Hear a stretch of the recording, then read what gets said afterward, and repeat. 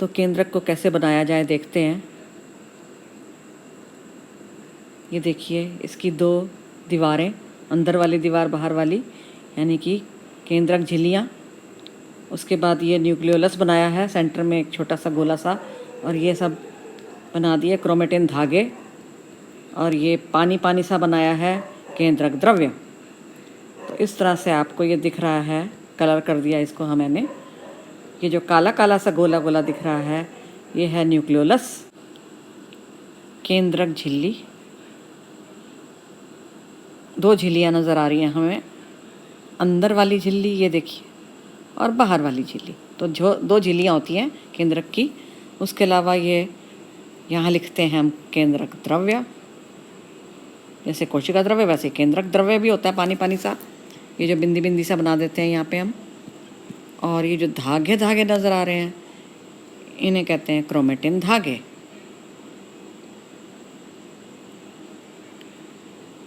यही जब ये कोशिका, जिसके अंदर ये केंद्रक है, जब वो कोशिका टूटेगी तो ये धागे किस में बदल जाते हैं? गुणसूत्र की शक्ल ले लेते हैं। यानी कि ये धागे फाइनली क्या बना देते हैं? गुणसूत्र की शक्ल। गुणसूत्र की शक्ल कैसी होती है भाई? बार बार हमने पढ़ा है गुणसूत्र गुणसूत्र। ये है इसकी शक्ल गुणसूत्र की, ऐसे बना लेते हैं। और गुणसूत्र बहुत ही कमाल की चीज़ है, काम की चीज़ है।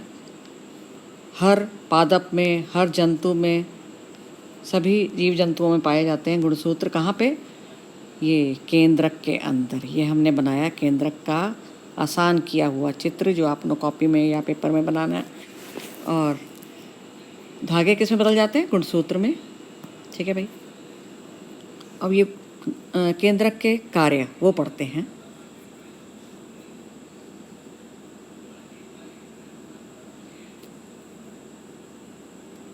इसे कहते हैं न्यूक्लियोलस।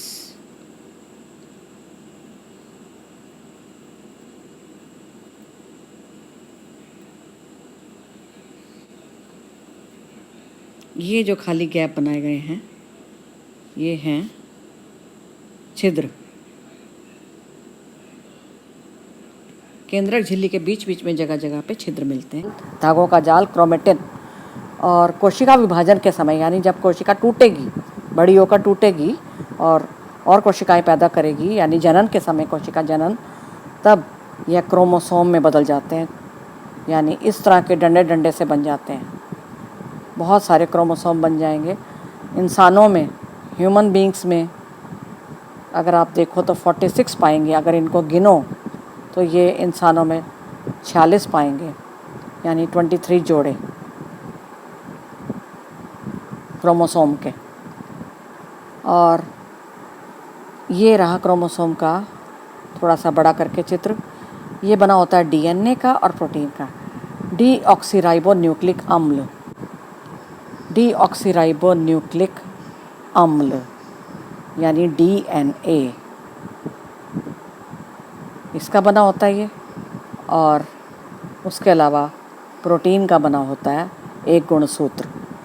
गुणसूत्र बहुत चमत्कारी है। मैंने आपको बताया कि इसमें सारी सूचना होती है कि बंदा कैसा होगा, उसके कदकाठी कैसी होगी, उसको माता पिता से जो भी गुण मिले हैं वो सब उसमें सूचना पाएगी। जैसे किसी समुद्री जहाज़ का नियंत्रण कौन करता है भाई?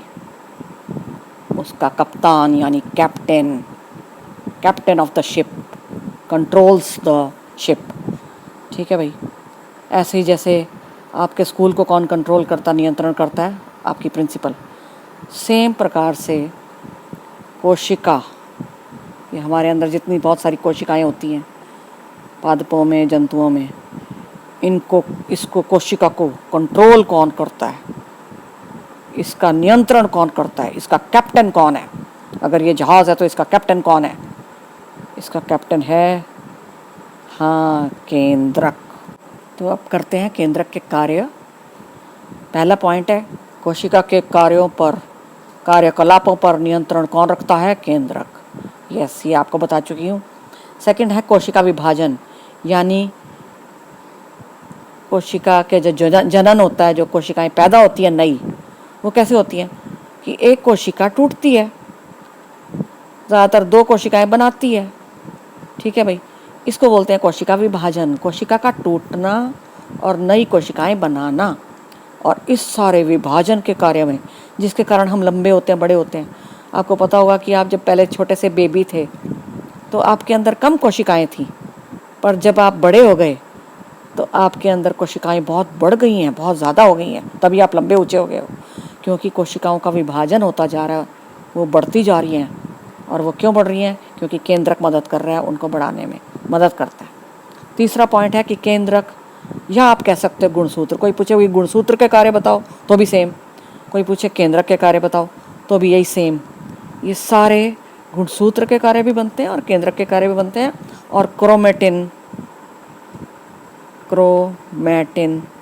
धागे जो बात की थी उसके भी बनते हैं, सेम बात ही बनती है तीनों की। तो केंद्रक यानी गुणसूत्र यानी क्रोमेटिन माता पिता के गुण संतान में लाते हैं। आपने देखा होगा कि आप अपने मम्मी से मिलते हैं या पापा से मिलते हैं, कोई कहता कि तुम्हारी शक्ल मम्मी से मिलती है, कोई कहता कि तुम चलती पापा की तरह हो। तो ये सब जो है गुण जो हमारे मम्मी पापा से हमें मिलते हैं, वो लाते हैं क्रोमेटिन यानी गुणसूत्र यानी केंद्रक। तो केंद्रक जिम्मेवार है, सूचनाएं रखता है। इसके अंदर होते हैं गुणसूत्र यानी कि क्रोमोसोम, इनको क्रोमोसोम बोलते हैं या गुणसूत्र बोलते हैं। आपकी किताब में क्रोमोसोम दिया हुआ है, ये शक्ल बनाई थी मैंने, आपको याद है। ये किसकी शक्ल है? क्रोमोसोम की शक्ल है, यानी गुणसूत्र की शक्ल है।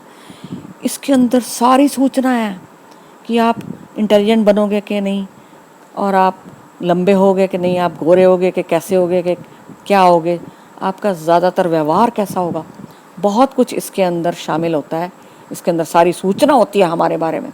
और ये कहाँ से मिलते हैं? माता पिता से संतान में आते हैं।